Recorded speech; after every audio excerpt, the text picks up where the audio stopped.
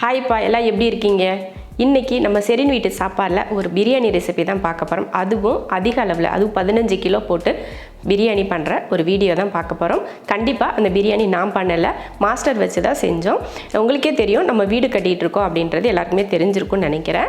அந்த வீடு கட்டுறதுக்கு நம்ம வீட்டில் காங்கிரீட் போட்டாங்க. அதுக்கு வந்து நம்ம பிரியாணி போடலாம் அப்படின்னு சொல்லிட்டு முடிவு பண்ணிவிட்டு நம்ம பிரியாணி பண்ணோம். 15 கிலோ அப்படிங்கிறதுனால நம்மளால் கொஞ்சம் அந்த ஹீட்டெல்லாம் தாங்க முடியாது அப்படின்றதுக்காக மாஸ்டர் கிட்ட சொல்லி அவங்கள வர வச்சு நம்ம செஞ்சோம். இன்றைக்கி நம்ம பண்ண போகிற இந்த பிரியாணியோட அளவு வந்து அவங்க முறைப்படி அவங்க செஞ்ச பிரியாணி. அது எப்படியெல்லாம் பண்ணாங்க அப்படின்றத நம்ம பார்க்கலாம். நம்ம பிரியாணி வந்து பார்த்திங்கன்னா பொருளெல்லாம் அவங்க என்னென்ன வேணும் அப்படின்னு சொல்லிட்டாங்க. நம்ம வந்து எல்லாம் வாங்கி கொடுத்துட்டோம். அவங்க செஞ்சது மட்டும்தான் அவங்க. இன்றைக்கி நம்ம பண்ண போகிற பிரியாணி வந்து நம்ம சீரக சம்பா அரிசி வாங்கி கொடுத்ததான் பண்ணாங்க. சீரக சம்பா 15 கிலோவும் அப்புறமா சிக்கன் 15 கிலோவும் வாங்கியிருந்தோம். அதை தான் கொடுத்தோம். அவங்க அதுக்கு தேவையான லிஸ்ட்டெல்லாம் கொடுத்துட்டாங்க. அதெல்லாம் நம்ம வாங்கி கொடுத்தாச்சு. இப்போ வந்து முதல்ல என்ன பண்ணுறாங்கன்னா, பிரியாணிக்கு தேவையான சிக்கனும் அப்புறம் அரிசியெல்லாம் ஊற வச்சுக்கிறாங்க. நான் எப்போயுமே சொல்கிறேன் பார்த்தீங்களா, உங்களுக்கு ஒரு கிலோவில் 10 கிலோ 5 கிலோ 1 கிலோ எது வேணாலும் வாங்கிக்கோங்க. அதில் வந்து அளவு நம்ம தண்ணி அளவு ஊற்றணும் அப்படின்னா ஒரு பாத்திரத்தில் போட்டு அளந்துக்கணும் அப்படின்னு சொல்வேன் இல்லையா, அதே போல் தான் அவங்களும் ஒரு பாத்திரத்தில் போட்டு அளந்துக்கிட்டாங்க.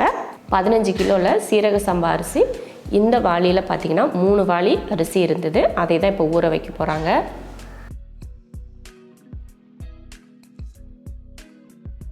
அடுத்ததாக பார்த்திங்கன்னா சிக்கன் வந்து 15 கிலோ சிக்கன், அதையும் க்ளீன் பண்ணி எடுத்துக்கிட்டாங்க. அடுத்ததாக பார்த்திங்கன்னா எண்ணெய் எவ்வளோ ஊற்றிக்கிட்டாங்க அப்படின்னு பார்த்திங்கன்னா, நம்ம வாங்கி கொடுத்தது பார்த்திங்கன்னா 4 லிட்டரில் எண்ணெயும் 1 லிட்டர் நெய்யும் வாங்கி கொடுத்தோம். அதில் வந்து அவங்க 4 லிட்டர் எண்ணெயும் சரி, நெய்யில் 3/4 லிட்டர் நெய்யும் ஊற்றிட்டாங்க. அடுத்ததாக பார்த்திங்கன்னா நம்ம பிரியாணி பண்ணுறது வந்து கேஸ் ஸ்டவ்வில் கிடையாது, விறகடுப்பு வச்சு தான் பிரியாணி பண்ணுறாங்க. நல்லா அடுப்பெல்லாம் பற்ற வச்சுட்டு எண்ணெயை காய வச்சுட்டாங்க. எண்ணெய் காஞ்சதுக்கப்புறமா பெரிய வெங்காயம் வந்து 1 கிலோ, அப்புறம் சின்ன வெங்காயம் 1 கிலோ, 2 சேர்ந்துமே போட்டுக்கிட்டாங்க. வெங்காயத்தை நல்லா வதக்கினாங்க. வதக்கினா நம்ம வீட்டிலலாம் வதக்குற மாதிரி பொன்னிறமாக வதக்குவோம் இல்லையா, அது போலலாம் இல்லாமல் அவங்க ஸ்டைலில் ஓரளவுக்கு வதக்கி எடுத்துக்கிட்டாங்க. அடுத்ததாக இஞ்சி பூண்டு பேஸ்ட்டு போட்டாங்க. 3 கிலோ பூண்டு 2 கிலோ இஞ்சியும் வாங்கி கொடுத்துருந்தோம். அதையும் அரைச்சி தான் அவங்க சேர்த்துக்கிட்டாங்க.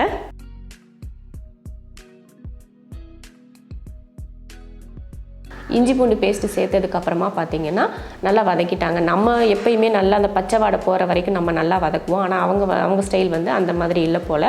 ஓரளவுக்கு வதக்குனதுக்கப்புறமா மிளகாத்தூள் போட்டுக்கிட்டாங்க. 200 கிராம் மிளகாத்தூள். மசாலாலாம் வதங்கிறதுக்காக உப்பு அதையும் சேர்த்து நல்லா வதக்கினாங்க. அடுத்ததாக பார்த்திங்கன்னா தக்காளி சேர்த்துக்கிட்டாங்க. நாங்கள் தக்காளி வந்து 6 கிலோ தக்காளி வாங்கி கொடுத்தோம். அடுத்ததாக பச்சை மிளகாய், 1/2 கிலோ பச்சை மிளகாய் வாங்கினதில் அதில் பாதி பச்சை மிளகாய் தான் சேர்த்துக்கிட்டாங்க. ஏன்னா நம்ம மிளகாத்தூள்லாம் போட்டிருக்கோம் இல்லையா, அதனால் பச்சை மிளகாய் வந்து அவங்க அதில் பாதி தான் சேர்த்துக்கிட்டாங்க. அடுத்ததாக 1 கட்டு புதினா 1 கட்டு மல்லித்தலை கட் பண்ணி அதையும் சேர்த்துக்கிட்டாங்க. இப்போ நம்ம பிரியாணி மசாலா வந்து இப்போ அரைச்சி எடுத்துகிட்டு அந்த பவுடரை அப்படியே சேர்த்துருக்காங்க. நம்ம வாங்கி கொடுத்த பிரியாணி மசாலாவுக்கு தேவையானது என்னென்னு பார்த்தீங்கன்னா, பட்டை 100 கிராம் வாங்கி கொடுத்தோம். அப்புறம் 75 கிராம் ஏலக்காய் வாங்கி கொடுத்தோம். 50 கிராம் கிராம்பு வாங்கி கொடுத்தோம். இதில் தான் அவங்க பவுட்ரு பண்ணிட்டாங்க. பட்டையிலையும் அப்புறம் ஏலக்காயிலையும் பார்த்தீங்கன்னா ஒரு 50 கிராம் அளவுக்கு மீதி வச்சுட்டு மீதியெல்லாம் அரைச்சி அவங்க பவுடராக்கி அதில் சேர்த்துக்கிட்டாங்க. அதையும் வதக்கிட்டாங்க. ஒவ்வொன்றுக்கும் நம்ம வீட்டில் செய்கிறப்ப பார்த்திங்கன்னா ஒவ்வொன்றும் டைம் எடுத்து நல்லா வதக்கி அப்படிலாம் செய்வோம். ஆனால் இவங்க ஸ்டைலில் பார்த்திங்கன்னா எல்லாமே அப்படியே டக்குன்னு செஞ்ச மாதிரி தான் செஞ்சாங்க. அடுத்ததாக பார்த்திங்கன்னா சிக்கன் 15 கிலோ சிக்கன் வந்து அதை அப்படியே சேர்த்துட்டாங்க. சிக்கனும் சேர்த்ததுக்கப்புறம் நல்லா கலந்து விட்டுட்டு அடுத்ததாக தண்ணி ஊற்றிட்டாங்க. 3 வாளி அரிசி எடுத்துருந்தாங்க இல்லையா, அதில் தான் இப்போ தண்ணி சேர்க்குறாங்க. 3.5 வாளி தண்ணி.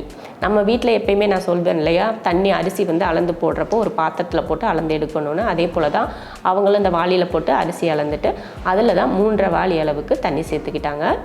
தண்ணி சேர்த்துட்டு கலந்து விட்டாச்சு.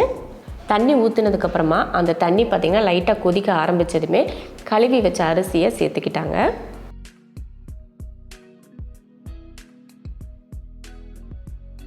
சேர்த்துட்டு அதையும் கிளறி விட்டாச்சு. அடுத்ததாக பார்த்திங்கன்னா அவங்க கலருக்காக என்ன பண்ணுறாங்கன்னா கேசரி பவுடர் கொஞ்சம் எடுத்து அதில் சேர்த்துக்கிறாங்க. நம்ம வீட்டிலலாம் பார்த்திங்கன்னா செய்கிறப்போ இந்த மாதிரி கலர்லாம் சேர்த்து நம்ம செய்ய மாட்டோம். ஆனால் அவங்க செய்கிறப்ப பார்த்திங்கன்னா இந்த மாதிரி கலர் பவுடர்லாம் சேர்க்குறாங்க. அரிசியெல்லாம் போட்டதுக்கப்புறம் நல்லா அந்த தண்ணி ஊற்றுனதுக்கப்புறம் பார்த்திங்கன்னா நல்லா ஒரு கொதி வர விட்டு நல்லா கொதிக்க விட்டாங்க. ஒரு அரை பக்கம் அளவுக்கு தண்ணி வந்துச்சு. அதை உப்பெல்லாம் சரி பார்த்துட்டு தம் போட்டுடலாம் அப்படின்னு சொல்லிட்டு தம் போடுறதுக்கு ரெடி பண்ணிட்டாங்க. இப்போ தம் போடுறதுக்காக பார்த்திங்கன்னா நாங்கள் அடியில் தீ எரியும் பார்த்திங்களா, அந்த தீ ஃபுல்லுமே கம்ப்ளீட்டாக அணைச்சிட்டு பாத்திரத்துக்கு அடியில் இருக்கும் பார்த்திங்களா அந்த தீ, அதெல்லாம் ஓரமாக தள்ளி விட்டுருவாங்க. ஓரமாக தள்ளி விட்டுட்டு நம்ம தம் போட்டால் தான் அடியில் வந்து அடி பிடிக்காமல் இருக்கும். அதனால் ஃபுல்லுமே பார்த்திங்கன்னா அந்த தீ இருக்காது. ஆனால் சுற்றி இருக்கும் அந்த அனல் வந்து சுற்றி மட்டும்தான் இருக்கும், நடுவில் இருக்காது. அந்த மாதிரி வச்சுட்டு மேலே தட்டை மூடிட்டு அதுக்கு மேலே கொஞ்சம் தீ போட்டு அதில் பார்த்திங்கன்னா தம் போடுறாங்க. நம்ம வீட்டில் எல்லாம் என்ன பண்ணுவோன்னா தம் வந்து நமக்கு அந்த அடியில் இருக்க கங்கு இருக்குது பார்த்திங்களா, தீக்கங்கு, அதை எடுத்து தட்டுக்கு மேலே போட்டு நம்ம பண்ணுவோம். ஆனால் அவங்க வந்து தனியாக இதுக்குன்னு ஒரு தீயாக போட்டு அதே பண்ணுறாங்க. அரை மணி நேரத்துலேருந்து 3/4 மணி நேரம் வரைக்கும் இந்த தம்மில் விட்டுட்டு அதுக்கப்புறமா ஓப்பன் பண்ணி பார்த்தாங்க. பிரியாணியில் இருக்க தண்ணியெல்லாம் நல்லா வற்றி ரைஸும் பார்த்திங்கன்னா நல்லா வெந்து வந்திருந்தது. நல்லா ரைஸை வந்து அடியில் எல்லாம் நல்லா கலந்து விட்டதுக்கப்புறமா இறக்க போகிறதுக்கு முன்னாடி அந்த பேலன்ஸ் இருந்த அந்த 1/4 லிட்டர் நெய்யவும் இப்போ லாஸ்ட்டாக ஊற்றிட்டு மறுபடியும் கிளறி விட்டுட்டு பிரியாணி வந்து ரெடி ஆயிடுச்சு. இது போல் தான் அவங்க பிரியாணி பண்ணாங்க. நம்ம பண்ணுறதுக்கும் பிரியாணி மாஸ்டர் வெளியில் கூப்பிட்டு நம்ம பண்ணுறதுக்கும் நிறைய வித்தியாசம் இருந்துச்சு. மசாலா என்னமோ நம்ம பண்ணுறது ஓரளவுக்கு மேட்ச் ஆகுது. ஆனால் அவங்க பண்ணுற ப்ராசஸ் வந்து நம்ம பண்ணுறதை விட அவங்க வேறு மாதிரி பண்ணுறாங்க.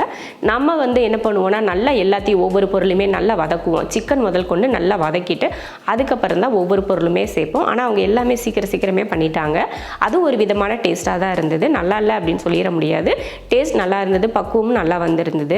இதுக்கு சைட் டிஷ்ஷாக பார்த்தீங்கன்னா நம்ம வெங்காய பச்சடி மட்டும்தான் வச்சுக்கிட்டோம், கிரேவி எதுவுமே பண்ணலை. ஏன்னா கரெக்டு டைம் வந்து நமக்கு அதிகம் இல்லை அப்படின்றதுனால எதுவுமே அதிகமாக பண்ணிக்கல. இது மட்டும் வெங்காய பச்சடி அப்புறம் பிரியாணி மட்டுமே நம்ம பண்ணிட்டோம். நம்ம வாங்கி கொடுத்தது பார்த்தீங்கன்னா 3 கிலோ பெரிய வெங்காயம், 3 கிலோ சின்ன வெங்காயம் வாங்கி கொடுத்துருந்தோம். அதில் வந்து பச்சடிக்கு கொஞ்சம் எடுத்துகிட்டு அதுக்கப்புறமா பிரியாணிக்கு மீதியே போட்டுட்டாங்க. அப்புறம் அந்த மிளகாத்தூள் வாங்கி கொடுத்ததில் வந்து 200 கிராம் மிளகாத்தூள் தான் போட்டாங்க, 50 கிராம் எடுத்து வச்சுட்டாங்க. அப்புறம் இந்த பட்டை கிராம்பு அப்படி இருக்கு பார்த்தீங்கன்னா நம்ம எல்லாம் தாளித்து போடுவோம். பட்டை கிராம்பு எடுத்து நம்ம தாளிப்போம்.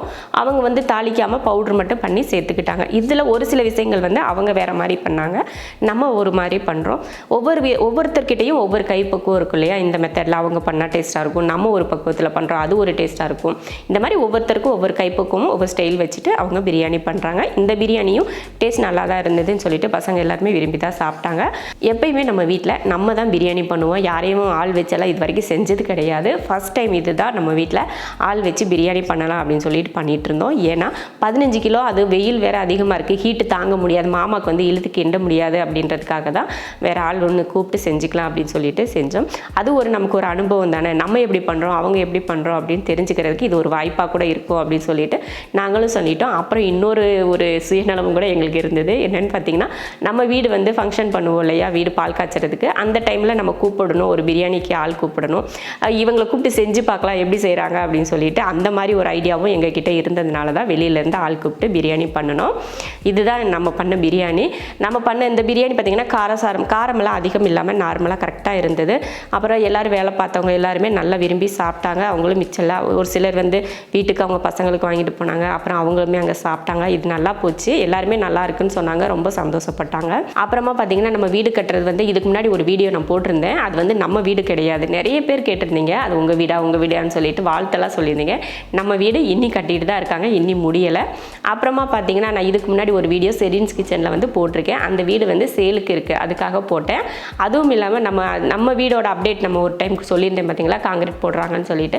அந்த டைமில் பார்த்தீங்கன்னா எல்லாருமே கேட்டிருந்தாங்க. நான் கட்டின வீடு இருக்குது அப்படின்னு சொல்லியிருந்தப்போ எல்லாரும் இந்த வீடியோ போடுங்கன்னு சொல்லி கேட்டிருந்ததுனால நானும் அந்த வீடு போட்டிருந்தேன். அது நம்ம வீடு நிறைய பேர் நினச்சிட்டு இருந்தாங்க. கண்டிப்பாக அது நம்ம வீடு கிடையாது. அதே போல் அந்த மாடலும் நம்ம வீட்டோட மாடல் கிடையாது. அது வேற, நம்ம கட்டுற டிசைன் வந்து வேறையாக இருக்கும். ஒரு மாற்றத்துக்காக ஒரு பிரியாணி வந்து அடுத்தவங்களை கூப்பிட்டு செஞ்சு பார்த்தோம். இதுக்காக சரி அவங்க எப்படி செய்கிறாங்க அப்படின்னு சொல்லிட்டு உங்களுக்கு காட்டணும் அப்படின்றதுக்காக தான் இந்த வீடியோவை நான் கொஞ்சம் எடுத்து உங்களுக்கு சொல்கிறேன். இந்த வீடியோ உங்களுக்கு பிடிச்சிருந்ததுன்னா லைக் பண்ணிவிட்டு ஷேர் பண்ணிவிட்டு நம்ம ஷெரின் வீட்டு சாப்பாடு சேனலை சப்ஸ்கிரைப் பண்ணி பக்கத்தில் இருக்க பெல் ஐக்கானை கிளிக் பண்ணி வச்சுக்கோங்க.